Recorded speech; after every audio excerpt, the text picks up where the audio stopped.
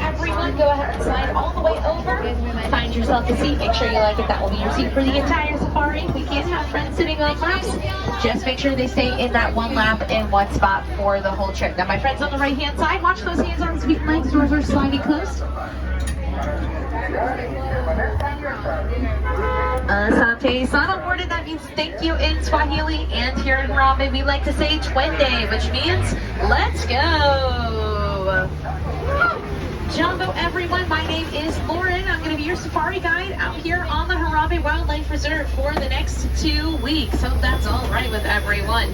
Now, a few reminders as we head into the reserve here. Make sure we are staying completely seated at all times. It does include while we are stopped. That is for your safety. Feel free to take as many pictures or videos as you'd like. Just hold on nice and tight to your devices and all of your belongings. And we are entering the home of real animals. We want to be respectful while we're out here, not trying to call out to the animals or make too many loud noises, but just to enjoy our time here with them. Now, our first stop is the little Ituri Forest, where the animals usually blend in pretty well with all of the trees and bushes. So that's where we'll keep our eyes out while we're over here. On the right-hand side, if you can see way up against that ledge there is an okapi. Now, a lot of people think that okapi are related to zebras because of those stripes on their legs, but they are actually a close relative of the giraffe. They have a long prehensile tongue like a giraffe. That just means they can use their tongue to grab their food like leaves off of trees and bushes. And they share the same skull structure as a giraffe, including those little ossicones at the top of their heads. But just like the okapi, most of the animals here in the forest are more brown or dull in color. That's really going to help them blend in well, just in case there are any predators lurking nearby. But most of the animals in the forest are vegetarian, so they don't have to worry about that too often. Up here on the right-hand side, we're going to see a saddle-built stork. They are the tallest stork in Africa. They can stand up to 5 feet tall. And they are pretty solitary animals, so if you ever see more than one of those saddle-built stork together, they're probably mates, and they do mate for life. Wow. Up here on the left-hand side, we're going to see a few forest antelope. At the top of the hill are some bongos with those backward sloped horns. They are the largest species of antelope exclusive to the forest. And then down here by the bushes, these lighter colored ones are the greater kudu. They are a tall species of antelope found not just in the forest, but in several different ecosystems where that light brown color helps them camouflage well. But friends, if you can believe it, it has already been a wild 3 days out here on the Harambe Reserve. And we are moving out of the little Ituri Forest and headed on over to the Safa River region, which is where the aquatic animals tend to hang out, either in or around the water. Now, there are 2 sides to the river here, so no worries if it's a little hard to see on the right. We'll have another chance on the left. But looks like here on the right, getting a little snack, are a few Nile hippopotami. Whoa. They are the largest animals on the reserve. They can weigh up to 5,500 pounds. Oh, wow. Also here on the right, these birds are the pink-backed pelicans. They get that name from that slight pink coloring on the top of their backs that actually gets a little brighter during their mating season. And their wingspan can reach a length of 7 to 9 feet. But we'll keep our eyes out on the water. You actually might be able to see this one moving really close to us here on the left-hand side. It kind of just moved just out of our view underneath the water. We'll see if we can spot any more of those hippos. They do spend the majority of the day in the water, usually with their nostrils above the surface, but they can be completely submerged underneath like this one right here for up to 8 minutes at a time. Now that is actually the baby hippo on our reserve, that one floating right there in the water. That is baby Greta. Those hippos do not swim. They're either walking on the bottom of the riverbed or they're floating along like you saw there. And if you want another view of those hippos, you can always head over to the Gorilla Falls Exploration Trail to look at them in the underwater viewing area. That's cool. And on your left-hand side, you might be able to see a few Nile crocodiles. Now they can be as long as a giraffe is tall, which is 16 to 20 feet in length. Their average weight is 500 pounds, and they have super strong jaws that can crush the bones of their prey. But those jaws can also be super delicate. Mama crocodile will hold their younglings in their jaws both before and after they have hatched. in order to protect them from any nearby predators. That is until they grow up to be the predators themselves. But in just a few moments, we are going to head down onto the Savannah, which is the largest area here on the reserve. And as we make our way down there, coming up on the right-hand side is a large tree that kind of looks like it's upside down with those roots in the air. This is called a baobab tree. It remains leafless for 9 months out of the year in order to conserve water. And it can store thousands of gallons of water inside that large trunk. Animals on the Savannah come to the baobab tree as a water source, which is how it was nicknamed the Tree of Life. And if that looked a little familiar to you, you probably saw that Tree of Life in full bloom at the front of Disney's Animal Kingdom Park approximately 6 days ago. That is a baobab tree. But again, as we come down on the Savannah, we're hopefully going to see quite a few animals. I'll try to talk about each one, especially as we get close, so we can point out all those details. Now, spread out here on the right-hand side is a group or dazzle of Hartman's mountain zebras. And a lot of people ask what color stripes a zebra has. Well, the answer is in the color of their nose. So if you look really closely at these zebras here, you might be able to see that they have black noses, and that means they are black with white stripes. Also, way back there on the right-hand side is a Maasai giraffe. We'll try to get a little closer to that giraffe as we come all the way around here. On the left-hand side, you might see a few African painted dogs standing up back there in the shadows. Oh, I love it. There they are, trotting around a little bit. Now, they're slightly smaller than hyenas, but they are very similar. They are some of the most successful hunters on the Savannah. They work as a team and run their prey out to exhaustion. Make sure everyone's fully sitting down, friends. That actually gives them a 90% success rate while they're hunting out on the Savannah.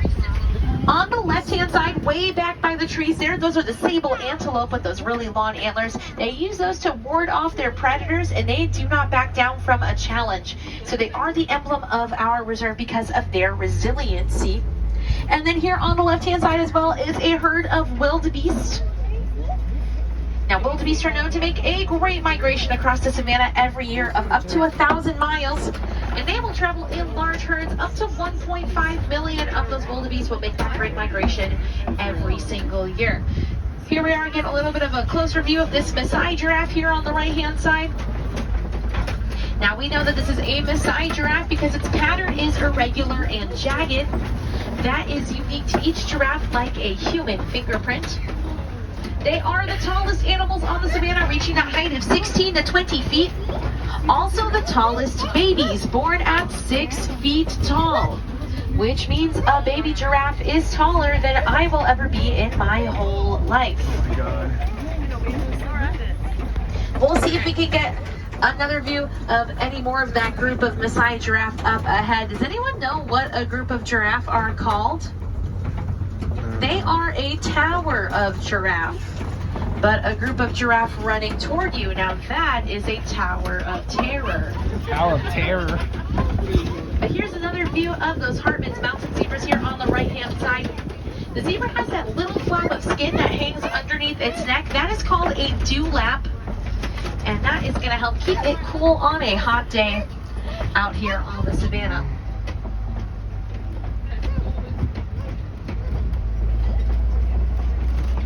It looks like we found some more of the tower of Maasai giraffe coming up here on both sides of the road.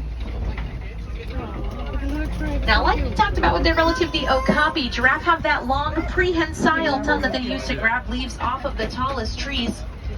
That tongue can be up to 18 inches long. So if you are a fully grown adult, that is about the size from your elbow all the way down the rest of your forearm. We might be able to see it in action up here on the left-hand side. Giraffe using that tongue to grab those leaves there.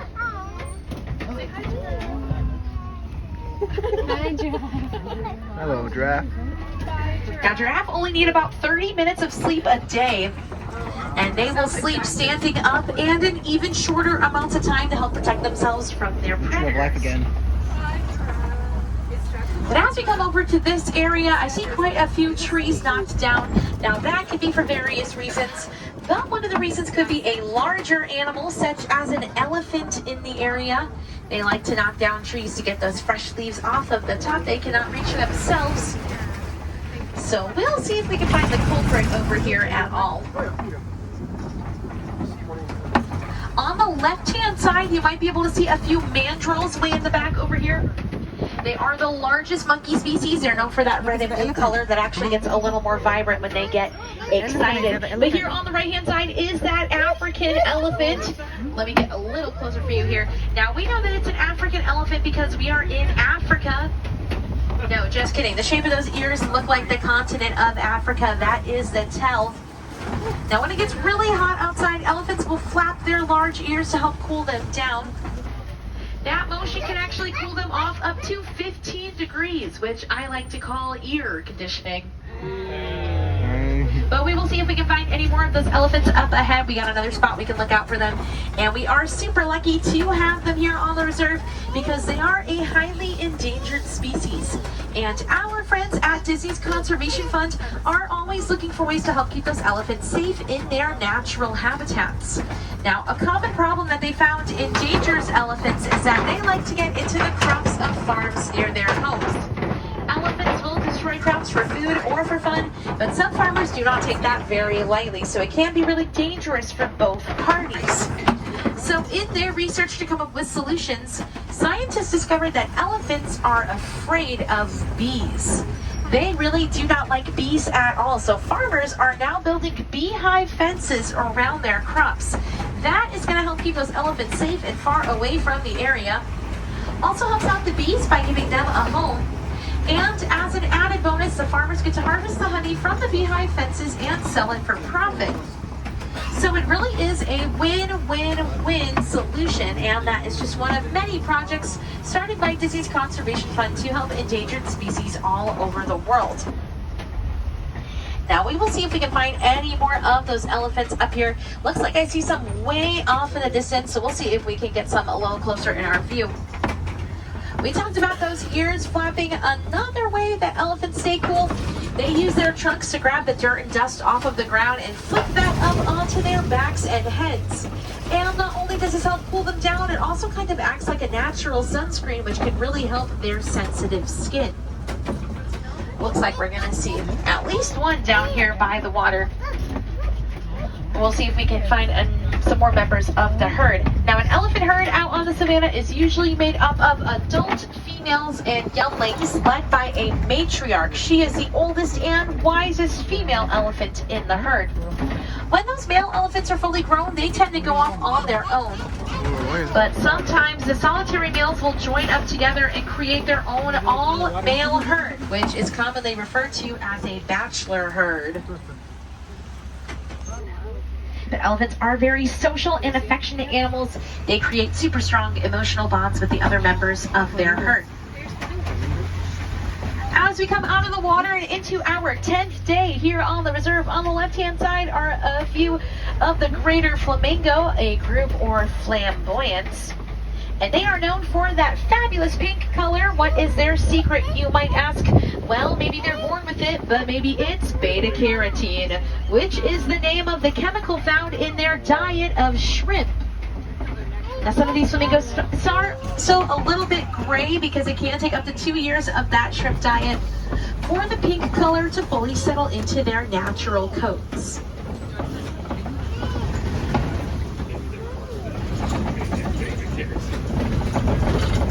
Unfortunately, I cannot stop here, but if you dart your eye to the left, you might get one last view of those elephants through the trees there.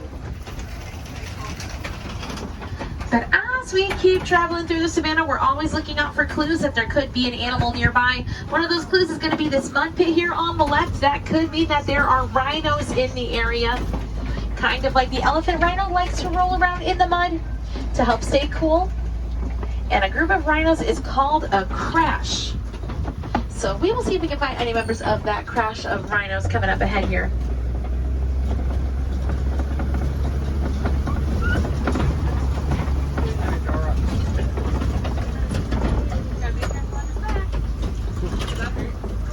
Now up here on the left-hand side, we're looking out for cheetahs, but their spots can blend in really well with all of the shadows. Even tricky for me sometimes. So let me know if you see anything up here Looks like there might be some way back there in the shadows, but they're blending in super well. So we'll come up and see if we can find some more. Now, cheetahs are the fastest land animal. They can reach speeds of 60 miles an hour, but they can only sustain that speed for a short amount of time.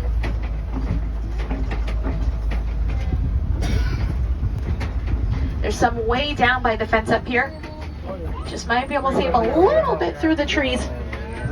Now, cheetahs have a black teardrop shape underneath their eyes that works like a pair of sunglasses.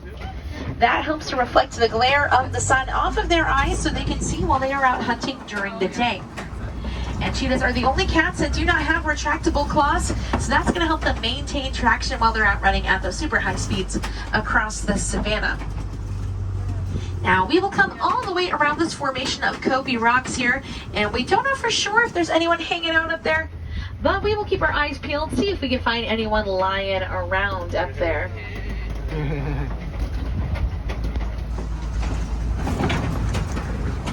On the right-hand side, looks like we're going to see a few friends, actually. We've got a small little Bonteboctus antelope here on the right-hand side. They're one of the most endangered species here on the reserve. And then we also are going to see some members of that group or crash of white rhinos, including a couple of the baby white rhinos we have on the reserve here at the moment. They are the largest rhino species. They can weigh up to 5,000 pounds. Now we'll come around and see if we can get another glance. But taking a little rest up here at the top of the Kobe Rocks is the king of the jungle himself. That is the lion. Now, this is pretty typical behavior for lions. They like to rest for 16 to 20 hours of the day. Hello, Mufasa. Now, at night, the females of the pride will go out to do the hunting. They are just a little bit better at it, so that is their responsibility for the pride. Now, friends with the lions in some worlds here on the left-hand side are a few warthogs laid up by those trees. If you see those tusks sticking out. Now, in the wild, warthogs will back themselves into burrows like these ones you see here to hide from their predators. And they can move surprisingly fast for little creatures, up to 35 miles an hour. So that's going to help them dart out of those burrows in case any predators are hiding on top. Here's one final view of the crash of white rhinos here, as well as some ostrich on the left side of the road up here. Ostrich are the world's largest bird. They do not use their big wings to fly, but instead to change direction while they run across the savannah. And they can run up to 40 miles an hour. Then as you reach the edge of the savannah here, on the right-hand side on the ground, you might be able to see those ostrich eggs. Oh, they wow. are super strong, and an adult human could step on them, and they would not break, which keeps them pretty naturally insulated, so those mama ostrich do not have to lay on their eggs while they wait for them to hatch. But friends, we got so lucky out there on the savannah. We saw so many amazing animals. We are going to move into the final area here on the reserve, which is the Pangani glen. This is where our warden keeps their post. So you might notice one of those beehive fences we talked about earlier to help keep those elephants safe and far away from the area. But the more adorable thing you might notice is that our warden has taken in a few Nigerian dwarf goats. Everyone say, aww. This species is very social and playful. They produce a milk that is rich in protein and super sweet. It can be made into cheese and other foods, so it is highly valuable for our warden. And if you'd like to get a little closer to those dwarf goats, you can head up to Rafiki's Planet Watch and check out the affection section where you can actually get up close and personal with a few of those goats.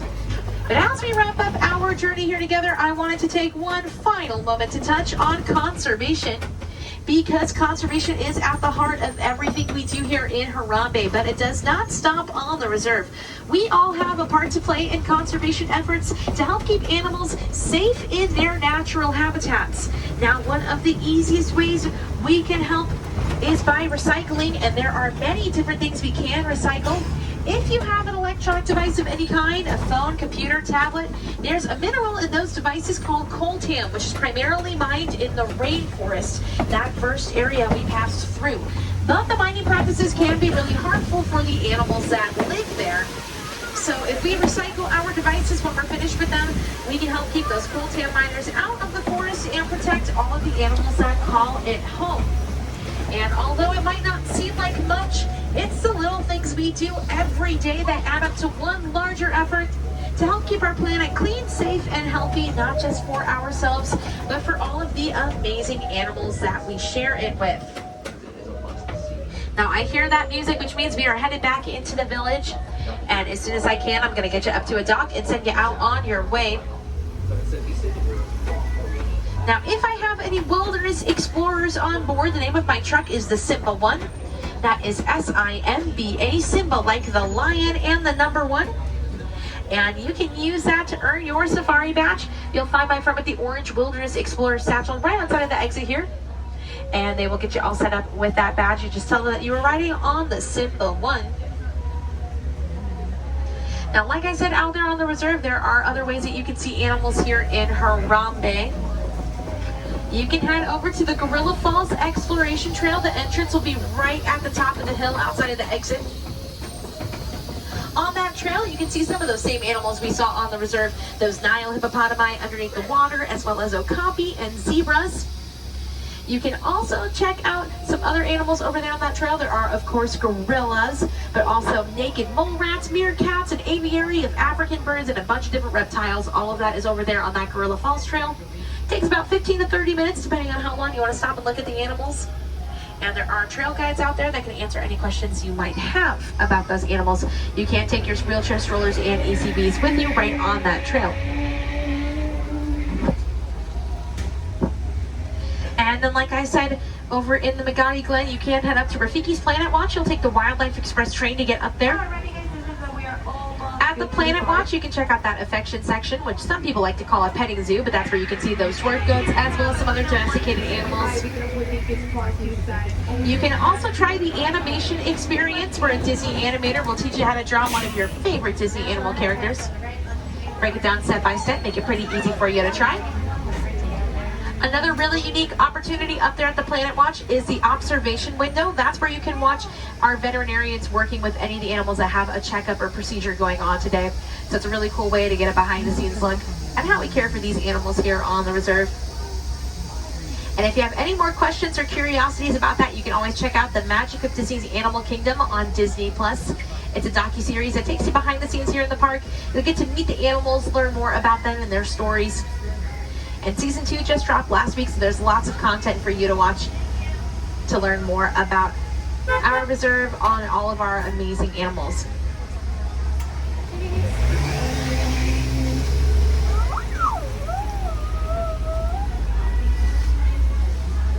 In just a few moments, that warden is going to call us into that dock here so I can send you guys out. But here in Harambe, we do not like to say goodbye. That is far too sad and way too final. So instead, we are going to say kwaherini, and that is a Swahili phrase that means to go well. So make sure you have all of your belongings as we pull up to the dock here. If you enjoyed your safari, once again, my name is Lauren. It was a pleasure to be your guide out here. If you did not enjoy your safari, my name is Bruno, and we don't talk about Bruno. So don't talk about it. I don't know why.